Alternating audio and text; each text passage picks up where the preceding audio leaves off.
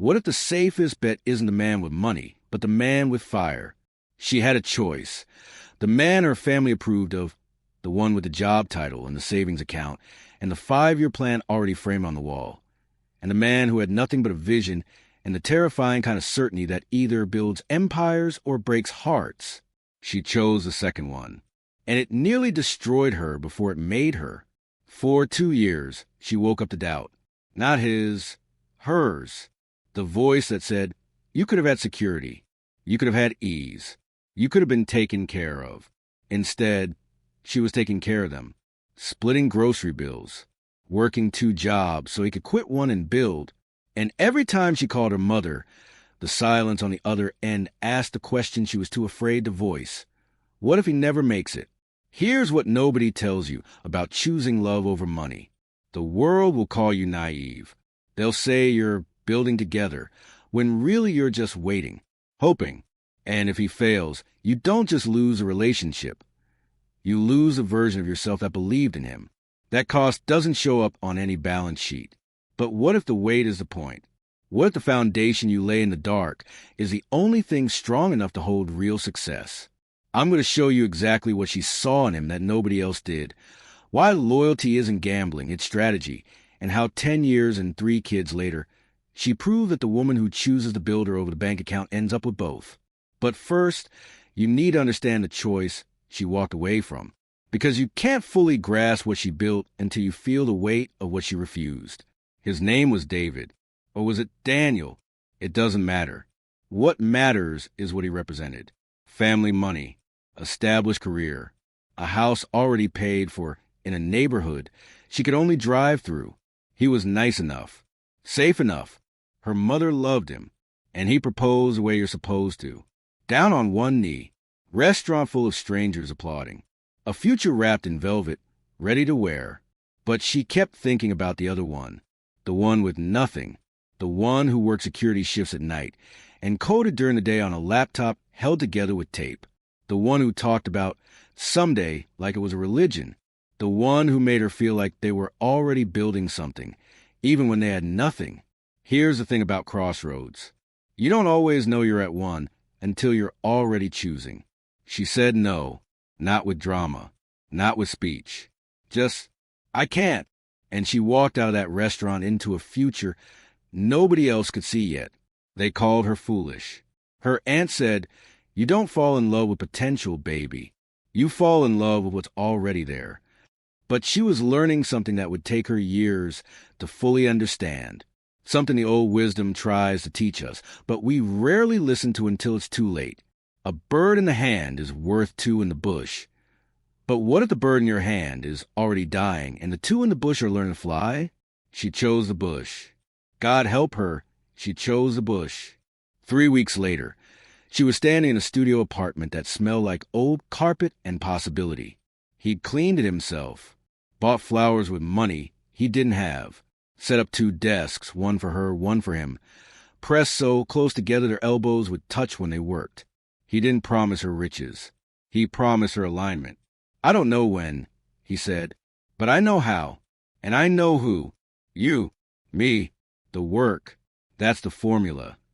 She believed him, not because she was naive, because she was tired of performing her life for people who weren't living it, tired of choosing safety and feeling nothing, tired of being the woman who made the smart choice and woke up empty. So she signed the lease with him, both their names, equal liability, equal risk. When the landlord asked for references, she laughed. We don't have references, she said. We have potential, and we have each other. The landlord, an old woman who'd seen too many young couples come and go, looked at them for a long moment. Then she said, I've been married 47 years. We started with less than this. Potential is currency, but only if you spend it daily. They moved in that weekend. 2 bags each, a mattress on the floor, a hot plate, a window AC unit that rattled like it was dying, and 2 desks, thrifted, mismatched, but level. He'd spent an hour making sure they were perfectly level. That night, they sat on the floor with takeout they couldn't afford. Chinese food. Ironic, she thought later. He pulled out a napkin and drew a line down the middle. Left side, he said, is what we want. Right side is what we need. We're only allowed to put things on the left if we can prove they help the right. She looked at him, this man with nothing but certainty, and she wrote her first item on the right side, each other. He added his, the work. Then together they wrote the third, time. That napkin stayed on their fridge for 2 years. Faded, stained, but still there, still true. It wasn't romantic. Don't let anyone tell you poverty is romantic. It's just sharp. Every decision cuts. Do we buy meat or pay the phone bill? Do we fix a car or risk the bus? Do we sleep 4 hours or 5? But there was this moment. Week 2 of living together. She's at her desk, he's at his, and they realize they're sharing the one good pen they own, passing it back and forth without speaking. Like a baton in a relay they didn't know they were running. That night, they made a covenant. Not with rings. They couldn't afford rings. With words. Written on the back of a utility bill, because it was the only paper in the house. We build together. We win together. We lose together. But we do not quit together. They both signed it, dated it, taped it to the fridge next to a photo booth strip that cost $3. That's what commitment looks like before it looks like anything. It's not a wedding. It's a witness. 2 people saying, I see you, I see this, and I'm not leaving when it gets harder. They weren't just lovers. They were partners in the truest sense. 2 people who had chosen each other and the dream simultaneously. And there's a particular intimacy that comes from that, a particular trust. The Japanese have a concept called kintsugi, the art of repairing broken pottery with gold, making the damage visible, beautiful, part of the object's history. They didn't know it yet, but they were learning to kintsugi their lives. The cracks wouldn't be hidden. They would be the gold. Month 3 brought their first real fight. About money, always about money. She'd spent $80 on a professional outfit for a networking event. He'd calculated that as 12 hours of a security shift, 12 hours of his life, on a dress she'd wear once. It wasn't the dress. It was the fear that they were moving in different directions, that she was still playing a game he couldn't afford, that she would wake up and realize the math didn't work. She didn't defend the dress. She defended the strategy. I need to look like I belong in those rooms, she said, because I do belong. And once they see me, they'll invest. And once they invest, you can quit the night shift. This isn't consumption. This is architecture. He didn't understand. Not fully, but he remembered the covenant. We do not quit together. So he didn't quit on her. He questioned, yes, worried absolutely. But he stayed in the conversation until they found the compromise. She returned the dress, bought a second-hand version for $30, spent the difference on a course, financial modeling online, self-paced. The certificate hung above her desk for 2 years. Proof that she was building, not buying. That fight taught them something. Alignment is an agreement. It's continued motion in the same direction despite disagreement. It's choosing the we over the I even when the I feels urgent. Month 6. Winter. The heat went out. The landlord was working on it for 3 weeks. They slept in the same bed not for intimacy, but for survival. Body heat, their only furnace. She got sick first. Flu, maybe. Something that kept her home from her day job for 4 days. For days of lost wages. For days of him coming home from his night shift, sleeping 2 hours, then caring for her before his day work. He made soup from whatever was in the cabinet, invented recipes, held her hair when she was sick, wiped her forehead with a cold cloth, and in her fever, she kept saying the same thing. You should leave me. I'm costing too much. He'd just look at her, tired beyond measure, and say, cost is what you pay. Value is what you keep. I'm keeping you. She got better. The heat got fixed. But that phrase, cost is what you pay, value is what you keep, became their mantra, written on a Post-it, stuck to the bathroom mirror, seen every morning when they brushed their teeth side by side, hip to hip in the tiny bathroom. Year 1 wasn't hard. It was grinding. There's a difference. Hard is a mountain you climb.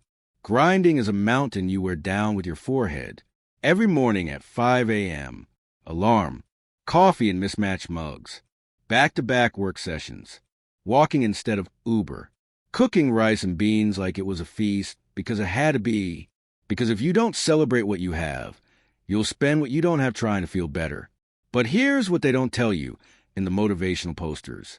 The grind has its own joy. Not the joy of arrival, the joy of alignment. When you're both moving in the same direction, even small steps feel like flight. They celebrated different. Not because they were wise, but because they had to. A paid bill was a victory lap. A full fridge was Thanksgiving. They learned to measure progress in centimeters. Her first $200 sale. She danced in the space between desks for 10 minutes. He recorded it on his phone. Their only phone, prepaid, minutes carefully counted. That video stayed on that phone for 3 years. Watched on hard days. Proof that it had worked once. It could work again. His first freelance client. $500 for a project that took him 40 hours. Less than minimum wage if you did the math. But they didn't do the math. They did the celebration. Pizza, real pizza, delivery, tip included, eaten on the floor because they still didn't have a table. That night, they updated the napkin on the fridge, added a new category, proof of concept. Under it, 2 entries, sale number 1 and client number 1. The beginning of a ledger that would eventually fill pages. Month 14. The plateau. Everyone who builds hits it. The initial excitement worn off. The results not yet visible. The gap between effort and outcome yawning wide enough to swallow faith. She started having doubts. Not about him, about the timeline. About whether eventually was a real date or just a comfort word. About whether her mother had been right all along. She found herself looking at job postings. Not applying, just looking. Seeing what her old classmates were making. What she could be making. The number had 3 zeros more than her current monthly income. He noticed, not the looking, she was careful, but the distance. The way she stopped passing him the pen. The way she started working at coffee shops instead of at her desk. The way she stopped talking about we and started talking about I. So he did something risky. He stopped working for a day. A full day, 12 hours he could have billed. Spent it instead on research. Finding every example he could of businesses that took 5 years to look like overnight successes. Stories of couples who'd chosen the long road and arrived. He printed them out. 12 pages. Highlighted, annotated. Left them on her desk with a note. Not to convince you. To remind you. We already decided. This is just the middle. She read them that night while he worked a security shift. Read them twice. Then she did something she hadn't done in months. She updated the napkin. Added 3 words under time, is on our side. The next morning, she was back at her desk. Elbow touching his. The pen passed between them again. The we returned. Month 20. The invitation. A wedding. Her cousin's wedding. The family would be there. The questions would be there. The measuring and comparing would be there. She didn't want to go. He insisted. We need to practice being seen, he said. Success is eventually public. We might as well start rehearsing. They went, dressed as well as they could. Her in the second-hand outfit from a networking event. Him in a suit borrowed from his brother. They looked fine. Not impressive. Just fine. The questions came. What are you doing now? Still in that apartment? When are you going to get serious? She felt the old shame rising. The shame of choosing wrong, of being seen as a foolish girl who gave up the rich man for the dreamer. But he answered differently than she expected. Not defensive, not apologetic, just clear. We're building, he said. It's slow. It's supposed to be slow. Fast buildings fall down. We're building something that lasts. Her aunt, the one who'd warned her, laughed. That's what people say when they don't want to admit they're stuck. He smiled, not angry, just certain. Ask me again in 5 years, he said. Same question. I'll have a different answer. But the building will be the same. That night, driving home, she asked him how he stayed so calm, how he didn't feel the shame.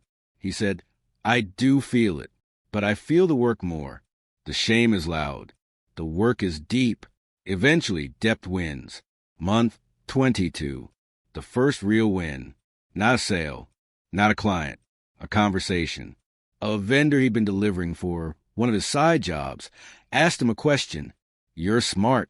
You show up early. You solve problems. Why are you still delivering for me? He told the truth about the logistics company he was trying to build, about the nights, the coding, the dream. The vendor listened, then said, I know 3 other vendors who need better delivery. They're paying too much for too little. Introduce me to your system.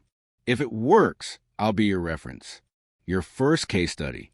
That conversation turned into 4 clients. 4 clients turned into enough revenue that he could quit the security shift. Enough that she could reduce her day job to part-time. Enough that the napkin on the fridge started looking like a business plan instead of a wish list. They celebrated that night. Not pizza, a real restaurant. Not fancy, just real. Table, chairs, menu. They ordered appetizers, dessert, coffee. The bill was $87, more than their weekly grocery budget. She didn't flinch. Neither did he. They paid it, left a good tip, walked home hand in hand, full in every way. But here's what nobody sees in the highlight reel. The win almost broke them. With the new clients came new pressure. Deadlines that couldn't be missed. Problems that couldn't be solved with extra hours. There were no extra hours. The system he'd built was being tested at scale, and it was cracking. He started sleeping at his desk, waking up angry, snapping at her for small things, the noise of her typing, the light from her lamp, the questions she asked about dinner. She started feeling invisible, like she'd been replaced by the business, like the we was becoming him, and she was just staff, support, background. Month 23. The fight that mattered. Not about money, about presence, about whether the dream they'd built together was becoming his dream alone. She said, I didn't sign up to watch you build. I signed up to build with you. And right now I'm just watching and waiting and wondering if you even see me anymore. He said, how can you not see me? I'm doing this for us, for the future, for the family we'll have. She said, future us doesn't exist if present us dies. And we're dying. Look at us. When was the last time we laughed? When was the last time you asked me about my work? When was the last time we were partners instead of this? The silence lasted an hour, maybe more. Then he did something he'd never done before. He closed his laptop, turned off his phone, sat on the floor with her, their spot where it started, and said, tell me what you need, not what I should do, what you need. She needed him to see her, to ask about her clients, to celebrate her wins, to share the pen again, literally and figuratively, to remember that the covenant was we build together, not I build while you watch. He heard her, really heard, and he changed. Not perfectly, not immediately, but directionally. He started asking, started sharing, started passing the pen. That fight saved them, because it reminded them that the business was the vehicle, not the destination. The destination was the we, always the we. Month 24. 2 years since the studio. 2 years since the covenant. They were still in the same apartment. Bigger now. 2 bedrooms, still rented, but progress. They were still at the desks. Better desks now. Gifts from a client, but still touching. They were still on the journey, but something was shifting. In her, in the way she looked at their life, in the way she answered her mother's calls, in the way she stopped looking at job postings. She'd found something. Not success, not yet, but purpose. Her accessory business, started as a side hustle, barely profitable, had found a niche, sustainable materials, ethical production, a story that mattered. She was building something too, not supporting his dream, living hers. And that changed everything. When 2 people build together, the foundation is twice as strong. When 2 people build separately but in parallel, the structure is twice as tall. They were discovering the second truth.